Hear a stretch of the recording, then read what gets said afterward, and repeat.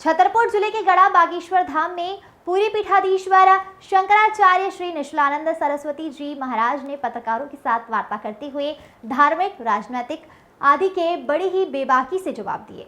जब उनसे अयोध्या के बाद काशी, मथुरा के बारे में पूछा गया तो उन्होंने कहा कि आप मोदी जी से पूछिए। उनसे जब बागेश्वर धाम के पीठाधीश्वर के बारे में सवाल किए गए तो उन्होंने कहा कि यह इंद्र के पद पर भी चले जाए तो मुझे कोई एतराज नहीं होगा।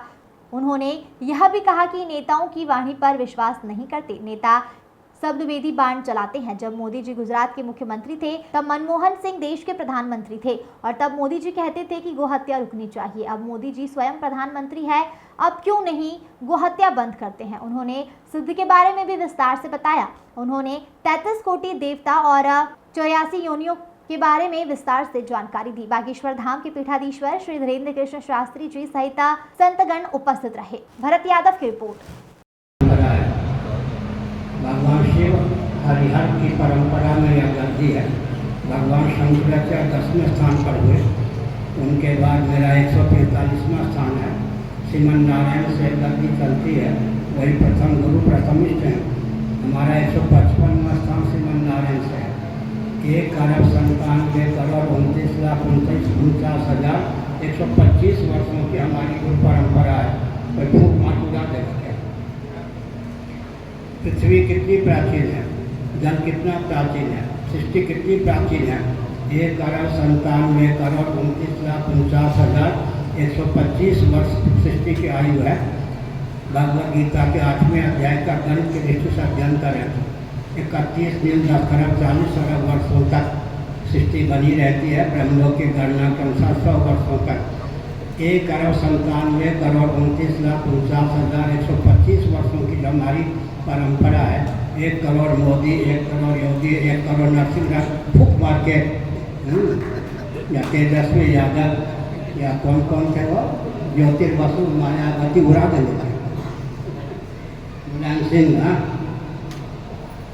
क्या लगता है तो महाराज ये पूछना था कि चूंकि हमारे जो पूजनीय शंकराचार्य जी हैं, जब ऐसी मर्यादा खतरे में आती है तो उन्होंने बहुत बेबाकी से हर बार धर्म के बचाव के लिए आवाज़ उठाई, लेकिन क्या बात है कि इस बार क्यों नहीं आवाज़ उठाई जा रही, उस तरीके से विरोध नहीं किया जा रहा? अगर गलत हुआ है राम मंदिर की प्राण प्रतिष्ठा में, मैंने आवाज़ नहीं बुलंद की, क्या मैं सभी की बात कर रहा हूँ, सभी की बात कर रहा हूँ और पूरे तरीके से बेबाकी से बात कर रहे हैं। सुनिए, मैं श्रृंगेरी में जब मेरा नाम गुरु चैतन्य था 87 दिनों तक रहा। उस समय जब वहाँ के शंकराचार्य जी थे, अब शरीर छोड़ चुके, वो मुझे 5 घंटे अपने साथ रहकर घूमते रहते थे, बाग इत्यादि में जाते। उन्होंने मुझसे कहा, सुनो अपने विचार नहीं, ये 72 की बात है। अगर सरकार का विरोध करूँगा धन मान का अपहरण हो जाएगा। मुझे धन मान की रक्षा चाहिए, धन मान की वृद्धि चाहिए, इसलिए मैं शासन तंत्र का कभी विरोध नहीं करता। और शास्त्र विरुद्ध इसलिए नहीं चलता कि मरने के बाद नरक न हो जाए। तो मैं तो बच्चा ही था उन दिनों, मैंने कह दिया जहाँ आपको बोलना चाहिए वहाँ मौनी बाबा होके रह जाते हैं।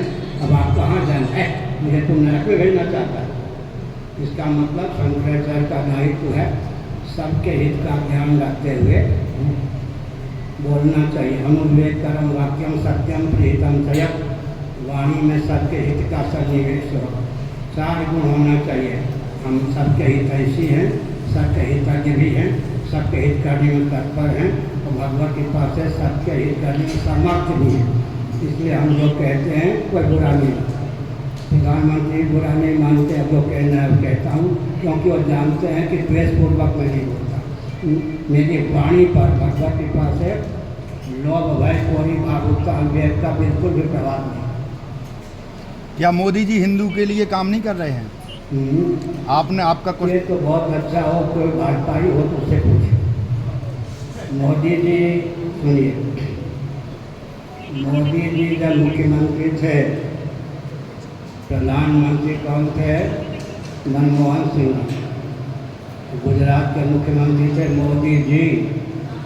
मोदी जी ने कहा था मनमोहन सिंह जी जो प्रधानमंत्री हैं उनको वो हत्या बंद कर देनी चाहिए।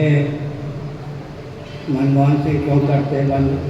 आज वो स्वयं प्रधानमंत्री हैं, अब तो उन्हीं को हत्या बंद करते। अब तो कहते हैं गोरक्षक गुंडे।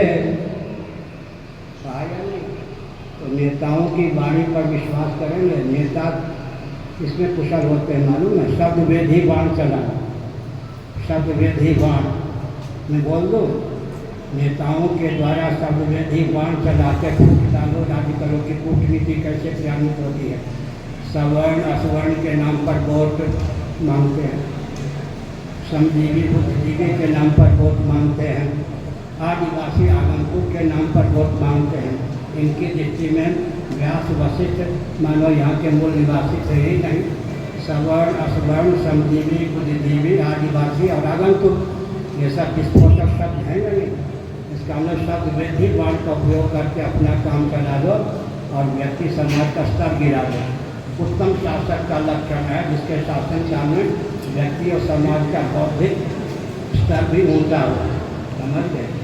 लेकिन जो राजनेता समाज का स्तर गिरा करके अपना उत्कर्ष स्थापित करना चाहता है, अधिक दिनों तक टिकता नहीं, वहाँ पर राजा और शासक गिना जाता है।